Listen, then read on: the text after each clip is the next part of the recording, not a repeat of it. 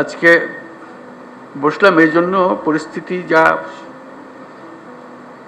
পত্রপত্রিকায় দেখছি, মানুষের মধ্যে দেখছি, তো মনে অনেকগুলো প্রশ্ন জেগেছে। সেই প্রশ্নগুলোর জবাব খুঁজে পাওয়ার জন্য আপনাদের সঙ্গে বসা।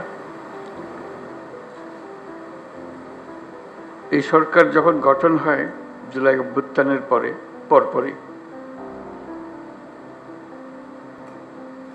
আমি বিমানবন্দরে উপস্থিত হওয়ার 8 তারিখে, মনে আছে আপনাদের,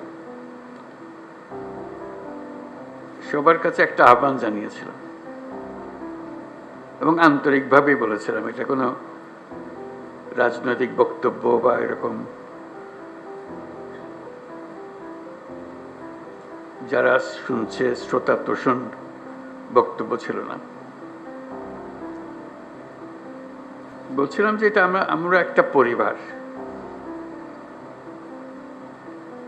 আমরা আমাদের নানা মত থাকবে, নানা ধর্ম থাকবে, নানা রীতিনীতি থাকবে, কিন্তু পরিবার এক। আমরা সবাই একই পরিবারের সদস্য, এটাতে জোর দিয়েছিলাম। আমাদের শত পার্থক্য সত্ত্বেও আমরা কারোর শত্রু নই, পরস্পরের শত্রু নই। আমরা এক জায়গাতে এক কাতারে ওইখানে চলে আসি যখন আমাদের জাতীয়তার প্রশ্ন আছে, আমাদের পরিচয়ের প্রশ্ন আছে।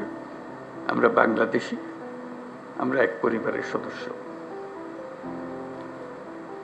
তারপরে যখন শপথ গ্রহণ করলাম,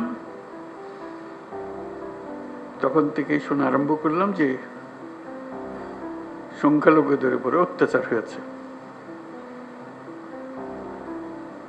আমার মনটা খারাপ হয়ে গেল। একটু আগে বললাম আমি এই কথা, এখন বলেছি অত্যাচার হয়েছে।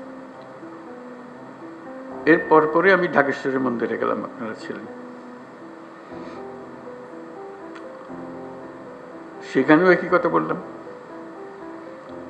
যে আমরা একই পরিবারের সদস্য, এবং বলছি যে আমরা অন্য সব দাবি দেওয়া বাদ দিল, একটা দাবি আমাদের একদম পরিষ্কার, আমাদের সবার সমান অধিকার, বলার অধিকার, ধর্মের অধিকার, কাজকর্মের অধিকার, এবং সেটা আসছে আমাদের সংবিধান থেকে। নাগরিক হিসেবে আমাদের প্রাপ্য, এবং রাষ্ট্রের দায়িত্ব হলো এটা নিশ্চিত করা। এবং আমি আন্তরিকভাবেই বলার চেষ্টা করেছিলাম, যেহেতু রাষ্ট্রের দায়িত্ব এখন আমাদের হাতে, এটা আমাদের দায়িত্ব নিশ্চিত করা। সব দায়িত্ব যে সংবিধান নাগরিককে যে দায়িত্ব দিয়েছে, সেই দায়িত্বগুলো তার কাছে পৌঁছে দেওয়া, নিশ্চিত করা। তারপরেও কথাটা উড়ে গেল না। শুনলাম এখনো সংখ্যালঘুদের উপরে হামলা হচ্ছে। আমি সবাইকে নিয়ে বসলাম, আলাপ করলাম এটা কিভাবে করা যায়, এটার থেকে উদ্ধার পাওয়া যায় কিভাবে। তখন দুর্গাপূজার সময় আসলো, তখন বললাম যে একটা সুযোগ,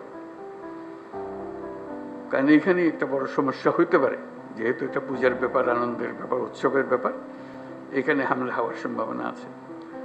আমাদেরকে নিশ্চিত হতে হবে যে হিন্দু সম্প্রদায়ের উপরে কোনো রকমের হামলা যেন না হয়। আমি খুব খুশি হলাম, সবাই তা খুব সিরিয়াসলি নিল। আপনাদের মনে আছে, খুব উৎসব সহকারে সবাই দুর্গাপূজা করলো। কয়েক হাজার পূজা মণ্ডপ ছিল, সব পূজা থেকে খবর হলো সুন্দর হয়েছে। তাঁতিবাজারে একটা ঘটনা হয়েছিল, একটা ককটেল ফাটিয়েছিল, ফাটায়নি, ককটেল মেরেছিল, এটি একমাত্র খবর ছিল। তবু আনন্দিত হয়েছিলাম, নিশ্চিত হয়েছিলাম এই জন্য যে আমরা সবাই একযোগে, এবং সেখানে সবাই যোগদান করেছে। এটা শুধু হিন্দু সম্প্রদায়ের উৎসবের বিষয় ছিল না, এটা পুরা জাতীয় উৎসবে পরিণত হয়েছিল। সবাই উৎসব করেছে, ছেলে মেয়েরা গেছে, বুড়া বুড়িরা গেছে, মুসল্লিরা গেছে।